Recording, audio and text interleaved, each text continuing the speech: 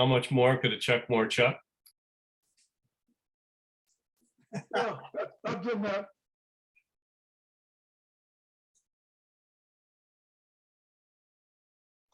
All right, now we're just degenerating into silliness. That's more appropriate for all the other meetings of the year. Without further ado, I'd like to invoke Greg Bailey, who will introduce himself as Chief Ne'er-do-well at GreenArrays Incorporated, or something like that. I don't know. Thanks, Greg. You're on. Invoked, like I'm supposed to make a demonic inference or something? Now the pentagram hasn't been drawn, so we wouldn't want that to. That's one of the safest things about Zoom. I think you can Zoom with demons and not have to worry about them Don't make an impinging on agreement. your reality. Don't say Yeah. it. All right then, on All with right. the show. Well, I'm Greg Bailey, and I gave up on what I'd been doing for the preceding 10 years in 1975 when I saw from Chuck an existence proof of 20 pages of source code that would reproduce itself completely with no help from anything else. I still believe that's the right way to do things. That's the way I've done things ever since then. And certainly we stopped doing Fortran and stopped doing applications and system software for UNIVAC mainframes and other things like that, and started doing genuine application work in Forth at that time as a company, Athena Programming. Now I represent GreenArrays, which is a company that was founded out of the misery of Chuck and all of his cohorts who had previously been at Intelisys. And well, what are we about? It happens that the most special single thing about Chuck's computer design, his F-18 anyway, is that it is the most energy efficient computer ever developed.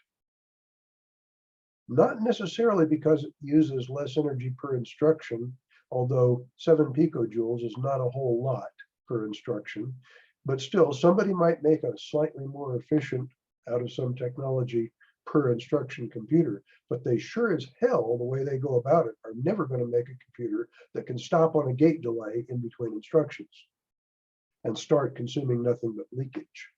And that's what we do. We have a very fine-grained control over what we spend energy on.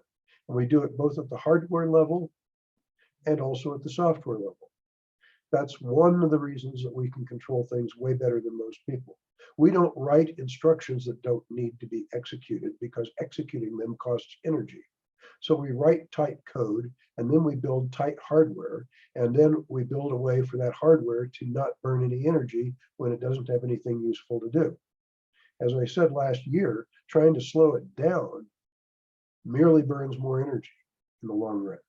So for example, whereas that's Foursigmatic, F-O-U-R-S-I-G. As we observe what other people's conventional wisdom is, our 180 nanometer technology should only be good for 200 megahertz. And we run considerably faster than that because it can do it. And then we don't slow it down with a clock. We slow it down on a granular instruction basis by stopping execution. So that's a specialty that we have. And not many people have been interested enough in our specialty to go and put themselves on the line in any way for it. We've had some damn good prospective customers, but we never had the money to go and just show them what we could do while they had their own technical department accomplishing little. And that's too bad. We might have gotten into a couple of products. But right now, what we have been looking for quite some years is to find a customer who's developing a product whose energy efficiency requirements are desperate enough that they're willing to bet on GreenArrays. And this is a summary of the last year of pursuing that and maybe achieving some success at it. Last January of 2021, we made introductions to a number of interesting folks. One of them may still hit for us, some folks in the East Coast who want a special intercommunication architecture inside of one of our chips to better facilitate their AI algorithms. But we also were introduced to a fellow named Mark Paderis, who was forming a company named Teal for the purpose of making interactive live streaming glasses.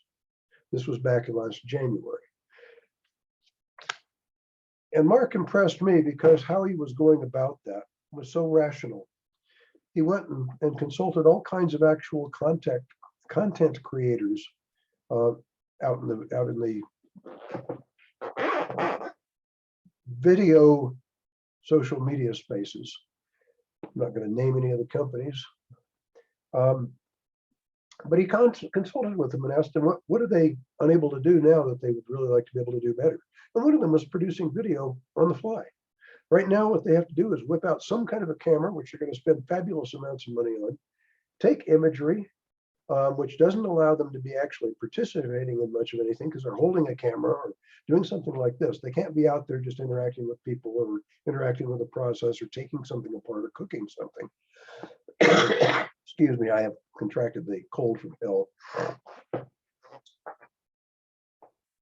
And it turns out that they don't like to do that. I mean, by the time they get home and have to do a whole production job on the video and then post it, they burn the whole day making one piece of content that limits a person's productivity, the way old programming methods limited people's productivity. When I met Chuck, I learned that you could actually do 10 major projects a year. Before that, a year, it seemed like about right for a major project. So interesting. But he got good feedback from these folks on what they actually needed. And it turned out they didn't need a whole long list of features.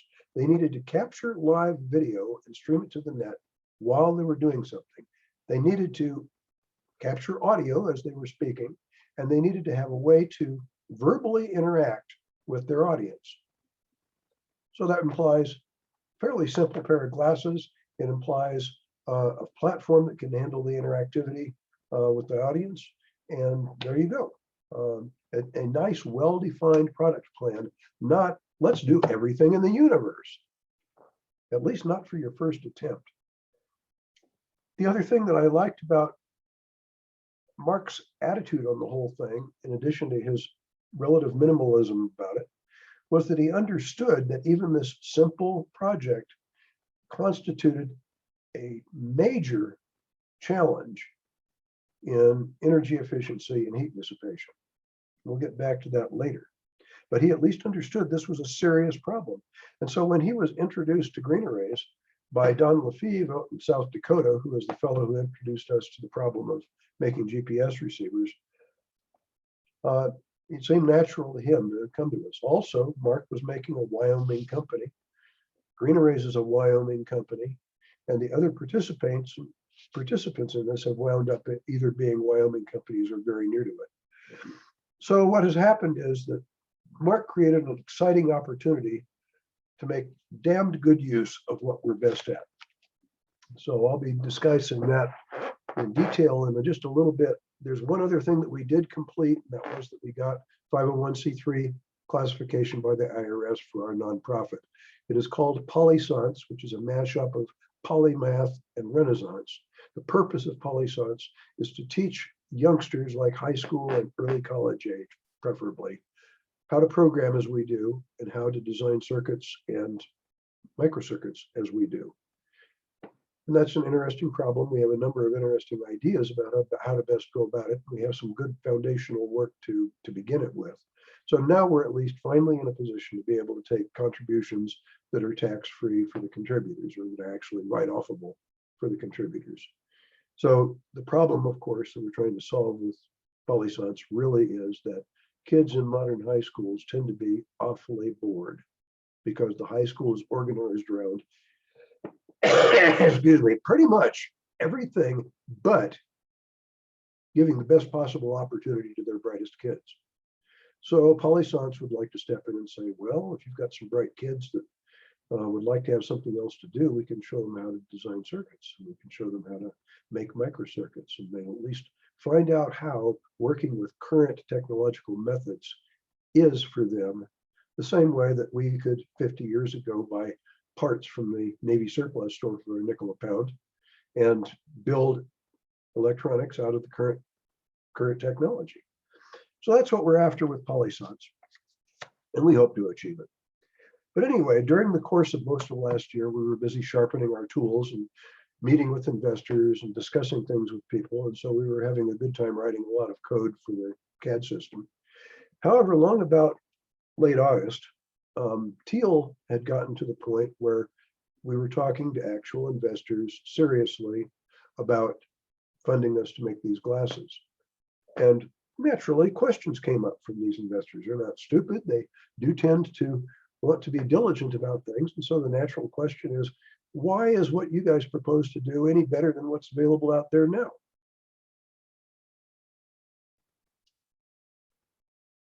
And that's a good question. So we became interested in what is actually out there now. We thought that we would outdo anything that was currently available, but we hadn't actually proven it empirically. So we ask ourselves, what is best in class, what we can acquire to try this stuff? And the best in class was typically, well, it could be defined as normal looking glasses that were capable of acquiring video and were usable by content creators practically in recording video and maybe having enough resources left to do live streaming. And this was, of course, interesting to us and interesting to the investors, because for the joint venture that we're talking about between Teal and GreenArrays and a couple of other companies, this is a gigantic opportunity. There are an amazing number of content creators, an unbelievable number. There are hundreds of thousands of content creators, and their audiences number in the tens of millions. And many of these content creators make something every day. A large number of them do. And the ones that we've spoken with are enthusiastic about having what we propose to build. We think an efficient design must dominate, starting with live streaming glasses and all the way to Metaverse glasses. But we intend to be there first with whatever we make. So we went and bought in September 2 examples of the state of the art. One of them was a pair of glasses from a company called Oho in Shenzhen. These are those glasses. And they are principally for recording video. So a content creator could use those to record video and then later upload it. And then in September, also, Ray-Ban and Facebook announced a pair of glasses that was a consortium effort by them. These are the circular version of those, which I particularly like stylistically. But what these are is a pair of glasses that has speakers, microphones, and can record video and can send the video with Bluetooth to a phone. I'm going to start with these because they are wonderful. This is a magnificent manufacturing job by Ray-Ban. The glasses are beautiful. The hinges are amazing. The way they get the wires around the corners on the hinges are delightful. There's an actual on-off switch over here on the inside of the hinge assembly on the left side. So if you pick it up wrong and press the button to start recording, you don't just take off and start recording just because you picked up the glasses. They have a touch panel on the right side, which has a protocol. You tap it once to turn the audio on and once to turn it off if you're just listening to music. Or if you're answering the phone, you tap twice on to pick up and twice to hang up. There's also a slider function here for volume control. So that's what these things are capable of. These are the Ray-Ban stories. And I cannot criticize the manufacturing of it at all. Ray-Ban has just done a fabulous job of these things. So let's fire them up and see what the electronics do. These are fully charged right now. So I will turn them on. Power is on. This LED on the inside of the right side of the glasses that you can see in the corner of your eye is flashing. Cool. When it stops flashing, there will be, okay, we almost have contact with the phone.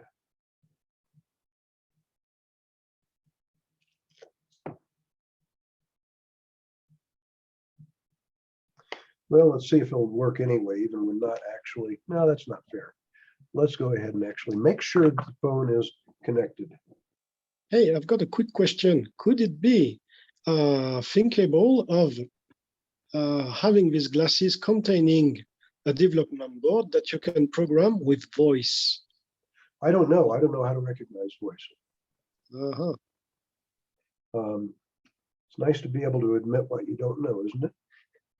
But Yes. anyway, let's get these damned things talking to the application. See if they will talk to it. Nope, that failed. Well, that's interesting. We're simply trying to make a Bluetooth connection here, and our feedback is that the light flashed red. Now I'm running the application, and I will try and turn on the Bluetooth communications again with the power switch. Try a long press on one button. Come on, you bozos. Okay, now we've got the white light flashing again. And so this is where we notice our first slightly less than well-polished thing about this product. It's trying to make connection with its own application on the phone, and we still don't have connection. I think that says more about Bluetooth than it does about that particular product. No, I don't have any problem at all using Bluetooth in general. I do think that this feedback sucks. And I think It's always when you do the demo that things go wrong. Don't worry. They've designed an excellent audience detector. well, the point is that the physical manufacture and design are fabulous. If I could get this thing to actually talk to the phone right now, putting it on, the audio quality here is astoundingly good. Four little speakers right over your ear. I thought that would take bone conduction, but you can't hear it 3 feet away, and it is astoundingly good. But this damn pair of glasses is not going to fire up and connect. And I can give you no reason for that. There's no diagnostic mechanism here. So I'll just have to describe for you what would happen if I started recording with you right now. Go to your phone, to the Bluetooth settings, and erase the previously paired Bluetooth for I have the never, device. Augustine, I have never had to do anything special to get this thing to connect to the phone, Okay. except right now. Well, try to force a rescan on the phone. I'm not going to use up that time here. It's not worth it. Okay. It's a demo. It If I has were to out in work. the world trying to record something with these glasses and had to screw around like that, forget it, right? But the thing that's interesting about this, I'll hit all of this for a moment, but Mark Zuckerberg in October made a presentation and mentioned these glasses in a presentation to Connect 21. And he was talking about their goals, which are an immersive all-day experience with nothing but a great-looking pair of glasses. And that's the context for our evaluation of the stories, is how far down the path does that seem to go to an immersive all-day experience with nothing but a great-looking pair of glasses? Well, what do we have here? We have excellent audio. We have the ability to listen to music for 5 hours before the battery is dead, or to do nothing at all for 12 hours before the battery is dead. And then we can capture imagery and then move them to the phone by Bluetooth. When we're capturing imagery, we go click and we start recording. And then we start doing something, and then we must stop because the glasses will not record more than 30 seconds of video at a time. And they stop recording. At which time you have to lift your hands from whatever you're trying to demonstrate and turn them on again, and then return to it and hopefully not have lost your train of thought, because of course you don't get any warning that the 30 seconds are about up. And as far as human engineering on that matter is concerned, the only controls are on the right side. So the button's on the top, the slider's on the right side for tapping and sliding. Now, if I have a prosthetic on my right hand, I can probably manipulate the button, but I probably cannot do anything with the touch panel. And if I don't have a right arm, or if I am Otherwise, my right arm is in a sling. I now have to go over here and do this type of thing with my left hand, right? So that's a little human factors issue there to be worried about. Quick question. Yeah. Did you ever wear those glasses inside a gambling casino? No, but they also would not be approved inside most stripper bars because they have a little light that says the camera's on. But here's the funny part about it. When you get down to having recorded 8 of those 30-second clips, now you have recorded 4 minutes of video. The application on the phone comes up and says, whoa, we're overheated. You have to wait until it's no longer overheated, right? During which time you cannot do anything with the glasses. You cannot recharge them. You cannot download video from them. You cannot do anything with them. And so you sit there for several minutes waiting for the glasses to cool. And then you look at the power meter on the application. You have just used up in 4 minutes, 20% of the charge in the battery. And if you download those 4 minutes of video, you will have used up another 5% of the charge in the battery. So you can do this 4 times, 16 minutes worth of video before the battery is completely dead and requires a recharge for 2 hours. Now, I don't know what content provider that would have been designed for. My interpretation of all this is they rushed it to market without actually knowing whom they were making the damn things for. But yes, you can answer the phone with them. Well, that's exciting, I suppose. And you can listen to music with them, but you paid $300 for these glasses. And that's before you drop prescription lenses in them. Is this acceptable? Is this useful? Well, the real point of it is that if I'm a content creator and I'm trying to make a 2-hour video, I can't do it with these glasses, period. And They're not going to accept it on TikTok anyway. well, and that's the best they can do, it appears, in the way of putting stored energy into a pair of glasses, regular looking pair of glasses, and then doing wonderful stuff with it. We'll come back to that in a moment. The OHO glasses do somewhat better for a content creator. The on-off switch is badly engineered. It's right over here on the bottom side. And this is the start switch for video recording. There is no actual on-off. And so you pick the glasses up, and unless you're careful, you just turn the video on. But these things will actually record 53 minutes of video, almost an hour, in one sitting. And then the battery's dead. However, the back end of this arm has a USB connector, which you can plug in. And while you're recharging the glasses, you can also suck everything out of its file system in Flash. So at least you don't have to wait for 2 hours to get all your video out of the damn glasses. And if you leave the thing plugged in, you can presumably sit there and continue. I'm not sure how long you can continue before you damage them, because the inside of this arm over here gets hot as hell after recording that 53 minutes of video. I'm not sure what would happen if you plugged it into USB and tried for another 53 minutes. I'm not going to try it until I'm ready to tear these apart and check them. But still, it's 53 minutes of video, which is a better deal than what I think is the capacity of the Stories glasses. Back to Zuckerberg and his presentation in October of 2021, and I don't mean any disrespect to Mark, but what he was saying there was pretty inconsistent with what appears to be reality. He's on the road to immersive all-day experiences with just a regular, great-looking pair of glasses. And then he listed the problems that Meta has to solve on its road to that. And that list of problems included things like stuffing supercomputers into the glasses, projection systems, displays, eye tracking, sensors, all kinds of new wonder software, a list of about a dozen entirely new applications and loops and pieces of AI. And that was what the Meta company, according to Mark Zuckerberg, sees as its technical challenges in achieving the all-day immersive experience with a great-looking regular pair of glasses. Cramming supercomputers into the glasses and writing a lot of code and a whole bunch of other hardware too.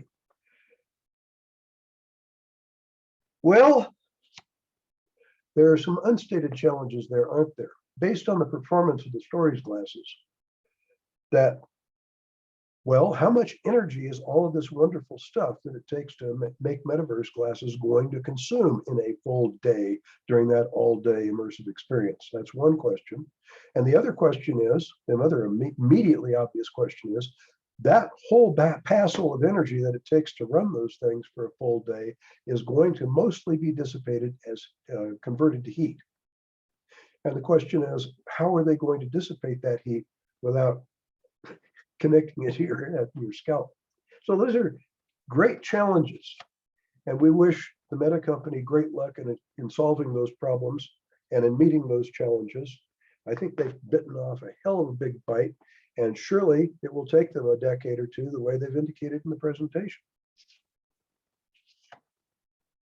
I have a comment or two about avatar-oriented virtual environments, though it's an aside. It doesn't have much to do with the subject of the talk here right at the moment, but I've spent 16 years in Second Life, which is an avatar-oriented virtual world. In fact, GreenArrays has a store there and a lecture hall. I've never gotten anyone to come in and attend a lecture or discuss anything or ask questions there. Daniel Colney and I went and spent a whole morning one Saturday waiting for folks from Hacker News to come over because they'd been discussing our chips. Nope, area one shows up. So that's one little thing, is that not all of these areas going to be as ubiquitous as one might have thought. But the other thing that I'd like to point out, and this is very important, one reason I'm still there in Second Life is that while the company has terms of service and community conduct rules that pertain on the mainland, which are simulators that they run and parcels of land that they rent out to people, when you own a private island there, it is private property and you can pretty much do as you please. Right? The reasonable rule there is don't actually break any laws where you live. Like, don't sit there and conspire to murder people offline. But otherwise, no one has the power to come in and complain about what you're doing and get you deplatformed from Second Life. And considering that, well, a good part of my life is I'm a small arms instructor. I teach women to defend themselves against bad men. That's not something I can discuss or demonstrate or teach on any platform run by the Meta company or any of its arms at the moment. I wouldn't even begin to put energy into an environment where I wasn't guaranteed to be able to continue to engage in lawful activity.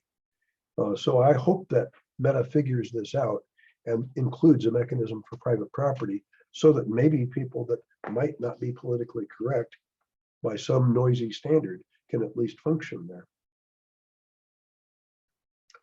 But otherwise, it'd be great. Scenario-based training is very important. Being able to do that in a virtual world, yay. So these are the reasons why we were looking at the glasses. And we've concluded that this is an excellent idea and that we can do way better than these people. We can certainly do better than the Stories glasses.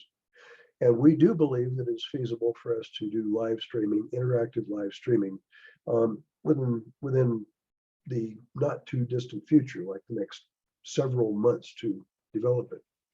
We're going to have to cheat, we're going to have to kick, we're going to have to scream, we're going to have to be very clever, because this is a greatly challenging problem. Running a camera, compressing video, pumping it over Bluetooth to a phone, which then is going to send it upstream to a platform, is a challenging problem to do for enough time to be useful without getting too hot. And we recognize that. But at least this is something that GreenArrays has been doing for the last decade. We love this stuff. We love programming with a microammeter on the system that we're working on. And we love tearing things apart and replacing things as necessary. So I believe we're going to have a great time in it. The joint venture that I referred to earlier is led by Teal, which is located in Laramie, Wyoming. Using GreenArrays chips and a lot of help from us on design. We're based in Cheyenne, Wyoming. AM Tech is another company that is involved. They are actually, excuse me, in Fort Collins, Colorado, but that's only 45 miles away. And they're especially good at manufacturability and ensuring a supply chain for the parts needed. And VMXL, a company that's here in Wyoming, actually in Cheyenne, about 2.5 blocks from the GreenArrays home, who run an amazing service bureau that is populated entirely by high-end FPGAs with an amazing cooling system. And that's where they excel, is extreme application needs up in the quote cloud, whatever that's meaning actually. So the Teal approach is an excellent one. We have a team that I believe can do this, and we're persistent enough to tear everything apart as necessary, to cheat and lie and do everything we have to do to the technical stuff to make it comply with our wishes, which is that we can actually deliver live streaming interactive glasses soon. An uncommonly important aspect of how this is all being done is that this team is extremely vertically oriented, much like the NCR company used to be once upon a time. As Stefan Mauerhofer, who's listening right now, knows, he used to be an application programmer for banks, who was at the top end of the stack in NCR Corp, but they also designed the transistors in their computers. And that's what we are. We design our own CAD tools, we design the transistors in computers, we design the gates, the registers, the computer architectures, the interconnects, the die themselves, the IO, and then we design the operating software, the tools to make it, and the application code, along with all these other guys in making the necessary circuitry to pull it off. It's rare to find a single team that has its fingers on all those places and can manipulate whichever one is necessary to achieve the desired effect. GreenArrays will probably end up making another chip during the path of this product line to meet the needs even better for low energy consumption. But right off the bat, our main goal is to prove that it can be done at all, because certainly what's out there right now is the best in class does not prove any such thing. And I want to thank you very much. This has been enjoyable. I want to add one thing. We are not going to be satisfied with something that does not meet the needs of our customers. We're not going to put a product out there until and unless it does. Certainly not going to put out something there that can be reviewed the way the Stories glasses can be reviewed. That's it for me right now. Do I have any questions from anyone? Yes, I've got a small question, sorry. Currently, there is a whole lot, and we saw one example previously an hour ago, of small devices that can be used to connect to Internet of Things, like the Arduino, like the Pico Raspberry Pi, etc. I was wondering, I would love to see some small USB stick with a GA144 chip on it to be able just to do better than what we do with the Arduino connecting to things, but with this extraordinarily low power consumption and the ability to program in forth. Do you think it would be difficult just to make one of these and to put it on that website, what was it, indie.com, to just popularize the technology? Thank you, Augustine. And that's Augustine in Japan, a man that we're very fond of at GreenArrays.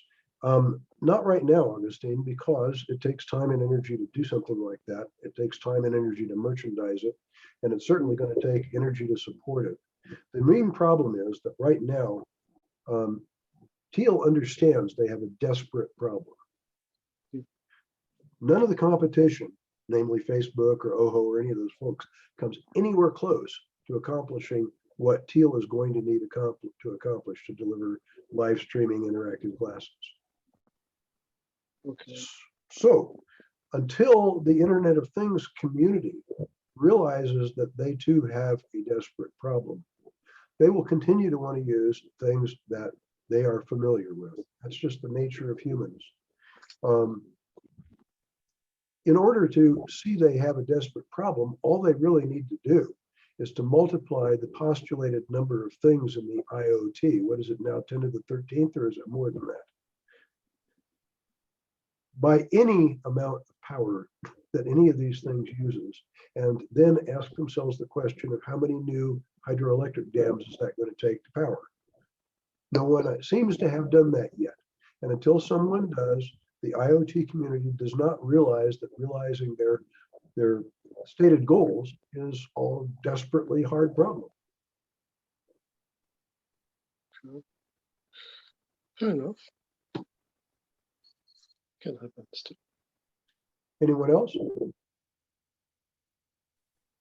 I think it'd be cool if you could do products where you have like a solar cell, very small solar cell, just powering your whole system, just ambient light. We do. The evaluation board can be run by a single little solar panel that you can get from, oh, come on, Spark Fund. Demonstrated that to Chuck years ago. So it's not a problem with doability, it's just a problem of why are you doing it? And certainly we could put a small single solar cell on those glasses and increase the amount of time from days to infinity that a person can sit there with it and stand by. Yep. But right now, again, we dare not get involved with adding features. We start adding a lot of features, we are unfocused. And so that's the goal right now, is meet the commitment, because there are a whole bunch of these content providers who have said, we will use them if you make them for us. And so we're going to reach an audience of many millions of people through those content providers. You mentioned the evaluation.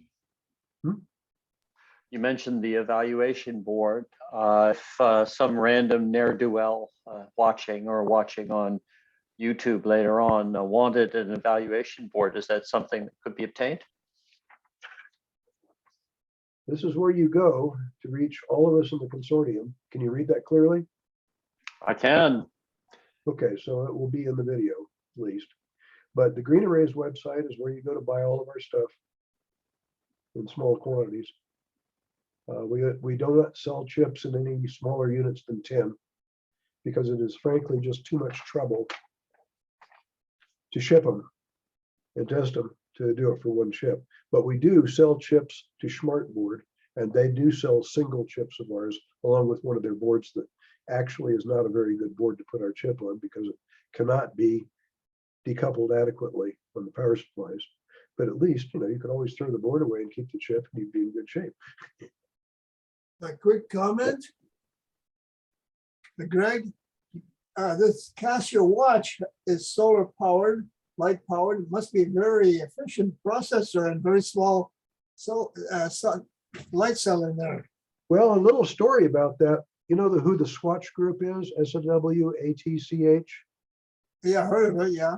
They're in Switzerland, and they own most of the Swiss watch manufacturers. That was what happened when the watch industry went down the tubes some years ago, and they saved themselves by becoming part of Swatch. Breitling isn't, and there's a few other good watch manufacturers that are not part of the Swatch Group, but most of them are. The Swatch Group happens to own a 180 nanometer CMOS fab, running a process just like ours. And the reason why they do is because only by having such low leakage can they make these low duty cycle electronics that go in watches and last for a reasonable amount of time. They can't keep that fab busy 100% of the time with just the Swiss watch industry. So we went down and met a design group of theirs in Colorado Springs, who designs electronics for the likes of Logitech that was run in that same fab. For the same reason, low power, low leakage, good for lasting for a long time on a battery. I don't know what Casio was using in there, but it's a good idea. It's always a good thing to do. I'm not much happy with how long the battery lasts in my Samsung watch,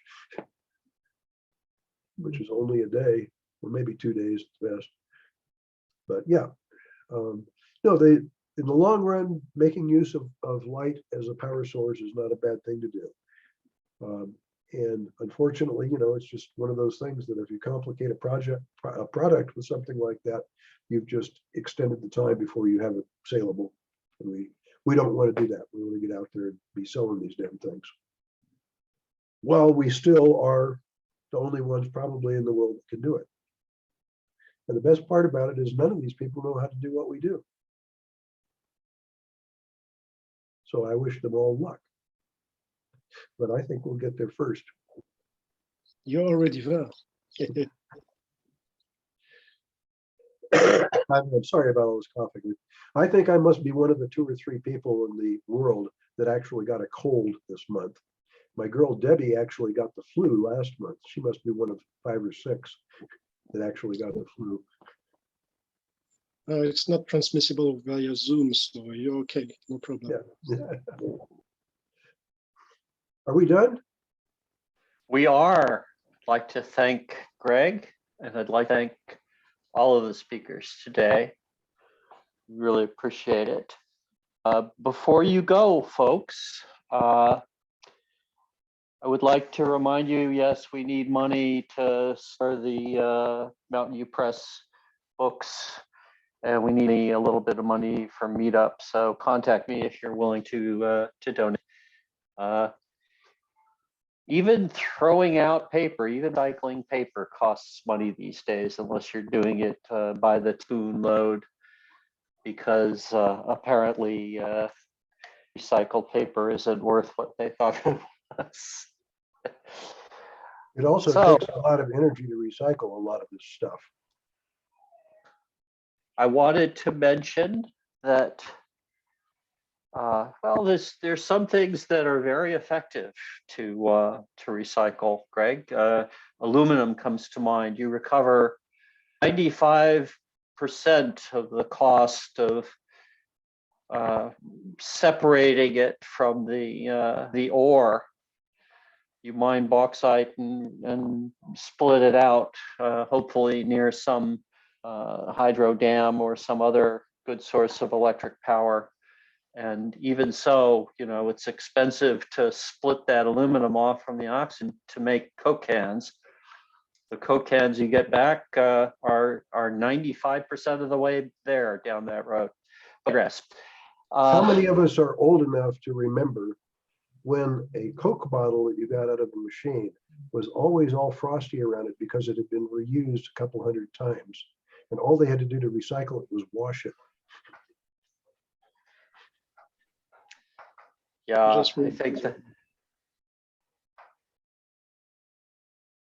think that would be against the will of Landrew at this point to just wash those bottles and reuse them. Nice Star Trek reference. Yeah, I noticed that there were 2 references to the Hitchhiker's Guide to the Galaxy today. One was Chuck Moore's very nice "Don't Panic, it made me feel warm inside." And our very first speaker, Shu, was kind enough to mention the number 42. Any other references to that escaped me. But I wanted to close today's meeting with a reference to a section on the website. It's the memorials page. This year we added Randy Dempsey, LaFar, and Bob Smith. LaFar, like Elvis and Madonna, doesn't need 2 names. But have a look at those, and I don't know, pray them if you got them, unless those folks wouldn't appreciate being prayed for or something, I don't know. But have a look at those. If you have anything to add to what's already there, we'd be pleased to know it about those folks. Send it along to me or Dave Jaffe, and we'll incorporate those memories. And keeping that in mind, we'll see you next month. Anybody that's here, welcome to next month. We're grateful for this month's, but it's in the past. What have you done for me next month? Thank you so much. And I think that it's time for the unceremonious stopping of the quarter, Brad.